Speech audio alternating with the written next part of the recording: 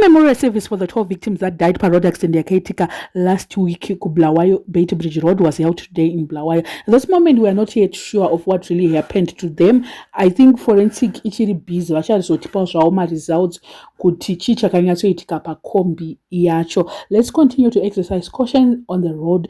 April uno wese ndofunga amba muchinyatsoona kuti kwafiwa usingatomboite. So please, if you know you're a driver, try by all means kuchengetedza vanhu vaunenge uinawo parod. And mukada kutarisa makofini atanchiona haasi ekuti munhu one anga achifa. Tanchichiona first week takaona vaive 6 family of 6 kwaMujuru, and then Dube family of 4, tikazoona 7 vaive vainzi hatina kuratidzwa zvedu kuti vakazovigwa sei, but 7 vakafira vachida kuenda kunobatsira accident futi yanga yaitika, ivo mbovafa vese vari 7. And then now tiri kuviga vamwe 12. Third week, first week, second, third, we are now going to the final week. Please don't be a victim. Make sure that you are exercising caution. Please. I just hope wiki ratiri kupinda iri hatiwane futi zvimwe zvatinge tichingochema nazvo. May God intervene. So I think after memorial yanhasi munhu achazongotorwawo newekwake vakanangawo kunovigawo kwavo kwakasiyana-siyana.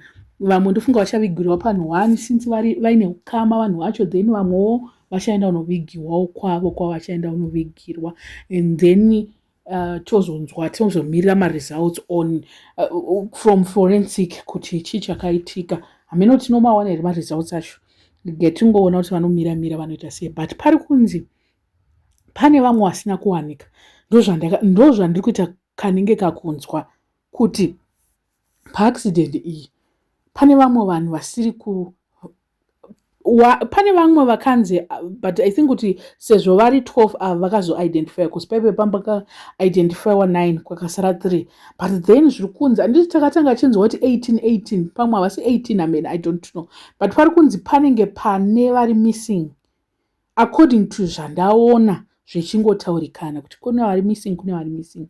So we are not so sure about that, but zvakaoma vedwe zvinongorwadzawo, and maroads edu mamwe acho tinomaziya tega.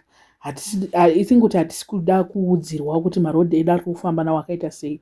We need to exercise every precaution. Koshesawo vanhu vauinawo. Kana iwe usiri mpondendi, famba uri 1.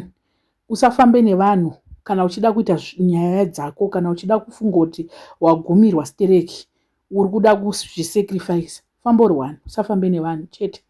Because imwe speed inoitwa nevamwe vanhu muroad ka unotoshaya kuti ari kumhanyirepi, ari kuda ngochimhanya unenge wakaenda nezuro. Why going last minute?